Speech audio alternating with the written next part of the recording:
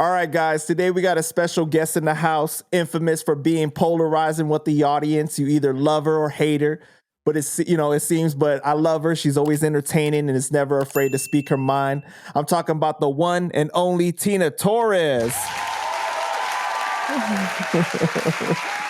The undisputed champ. What's good, Panda? Oh, it's all good. How you doing today? Fantastic. Yo, before we go on that, you got a show on Friday, right? Yes, in Atlanta. Oh, okay. So how's that going to be like? It's going to be dope. So I rock with this crew called Underground Advocates, and it's a bunch of us independent artists. We have no corporate backing. We got no funding whatsoever, and we're just like guerrilla style. We go out and rock. So if you guys are in the Atlanta area, where's it going to be at? Underground Atlanta at a venue called Mom Said It's Fine, Masquerade, I think, if people in Atlanta know that. You have a lot of people in the Atlanta area? I have some people there. Yeah. That's cool. All right. Well, I'm excited to hear that you out here doing shows. And then I know that recently you had a situation as well with a wedding gig, right? Yes. So what was that like? And what did you learn from that situation? Well, that's really what I didn't want to do, because initially when I left that whole industry, it was because of unfortunate circumstances and I was kind of like forced to leave and I chose to, leave myself. But then I was, for years, I've just been like, man, maybe I, could have found success and joy in that.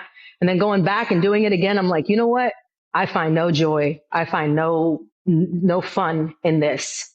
So I'm out. And I thank God for the clarity. So yeah, just a reminder that this wasn't for you at all. Yep. Like you think as a singer, you would like to just be singing all the time, right? That's not the case because especially as a performer and then like a kind of a wedding singer is a low level performer. Let's just, it's just the truth. You're not treated you're not treated the best and you're taken advantage of a lot. And, you're never enough for people in that industry because they try to fit you into this mold. So, right, I'm this Latin girl, right? They try to fit me into.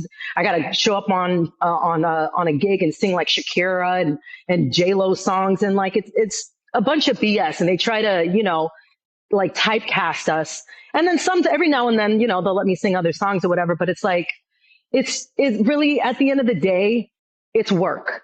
You know what I mean? And every singer that does that has to be honest. In the middle of the gig, you're like, how many more songs? How many, you know what I mean? Like, it's really not that fun. And, when you're constantly having to cater to very wealthy people and doing the same weddings over and over and over and over again, it's a broken record. It gets old real quick. Yeah. So I'm sure that you have a hard time being an attractive female in any industry, whether it's the makeup field, whether it's, being a wedding singer, being an actual artist. What can you explain to the people? Because I feel like a lot of times the point of view is like, oh, she's good looking, so it's easier for her to get ahead. But they only look at one side of it. They don't look at the other side of certain things that you have to deal with that. You know what I'm saying? Yeah. So yeah, the looks might get you in the door. You know what I mean? But then you get other energies that because of the way you look, they want to test you and they want to treat you a certain way. And that actually you actually get treated more poorly than you do well looking, you know what I mean? Like a star in that realm, and then just like, the last company that I worked for, because I showed up with this red hair and the $7,000 Swarovski dress, in her mind, she's like, I need to hang on to this and not allow her to see her worth and her value so that I can continue booking my clients. And because my video wasn't shown at a party for an entire year, in my head, I thought I performed poorly. And mentally, I declined. And so it's like, yeah, your value and your worth is there, but then people don't want you knowing that too, because they want to, shortcut you and all kinds of stuff. And not even just that, not even just money, but even personal reasons. People have their own insecurities and they see you showing up with all this confidence and youth and enthusiasm and spirit, and they just hate it. So your mediocre people and I'm just going to say it, your mediocre looking people, your mediocre talent, they actually end up going further. That actually happens in the music industry too. You know what I mean? That's true. That is true.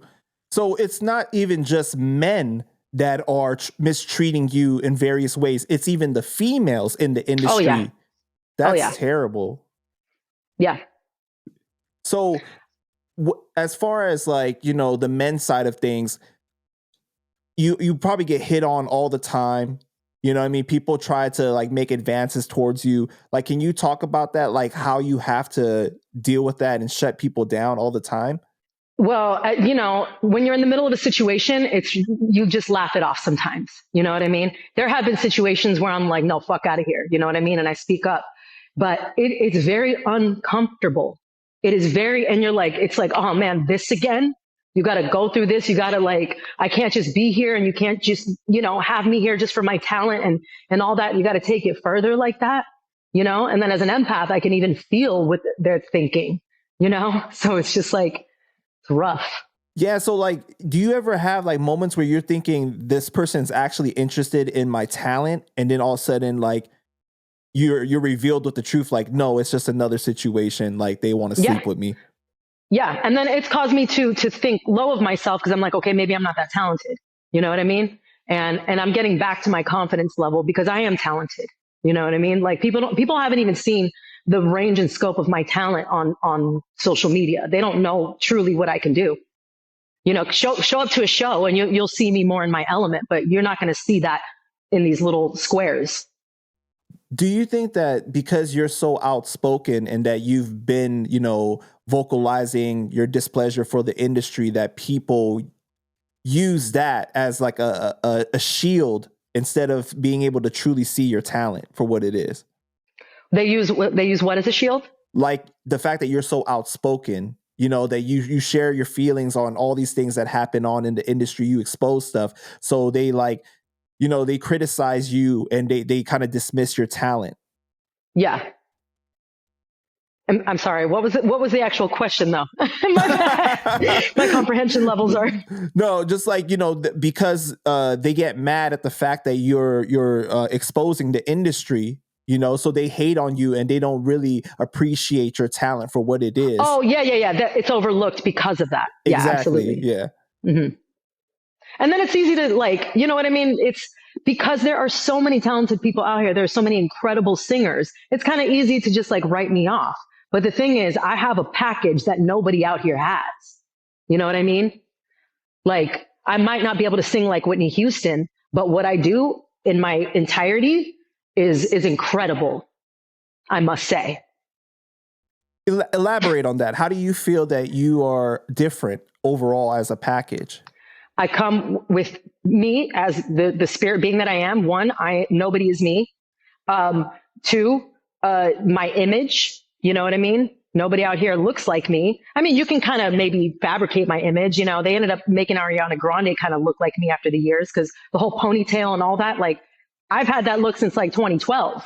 Right. You know, and no surgery on the face either. You know what I mean? Ariana Grande didn't look like me before she had surgery. Just saying. I just saw a clip of her recently talking about like, oh, you know, she did have fillers, she did have all these things. Yeah, and then she that's stopped. like $250 grand on her face. She also had the ponytail. No, so the ponytail lift to lift the eyes, the lip injections, and she had probably had a nose job. You could definitely tell she had a nose job. You know what I mean? So her eyes used to be droopy, and all of a sudden now they're lifted.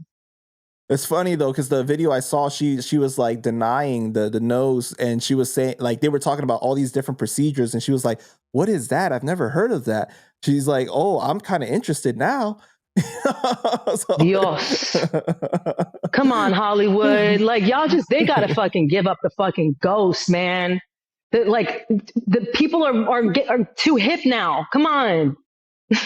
Don't you think that it's a little boring now though? Like, because like, it's like everybody almost like goes for a similar look as a female. You know what I mean? Yes, like a lot of people like kind of have this like mold of like, I don't know if it's kind of Kardashian like, it's kind of like trying to look, you know how like when people are different ethnicities, you can appreciate different qualities about people, you know, like, oh, this is kind of reminiscent of that. But now it's like you can't even really identify some people now because everybody Yeah. is going after these same qualities, you know? Mm-hmm. Yeah, because all these women are taking photos of Kim Kardashian and like, I want to look like this to the surgeon. So, and they're all wanting to embody the energy and all of that, and that's what they're doing. So we have, you know, a bunch of Kim Kardashian clones walking around out here. It's crazy. It is crazy. I was at the grocery store yesterday and I saw this girl with a big fake ass and like wearing this tight little thing, and I was like, yo, this is wild in here at the fucking grocery store. You know, like it just looks out of place. It looks obtrusive. It looks like clownery. It's just, it's got to stop. Yeah. And you know, I think the sadder thing is that like the people are getting surgeries even younger and younger and younger, right? It's like before people thought like, oh, you get Botox when you get older because you don't want to have wrinkles show and everything. But now it's like, I don't know, 17, 18. It's like, you know, people are already Yeah. doing it. Yep. Yeah. They're restructuring their faces. Mm-hmm.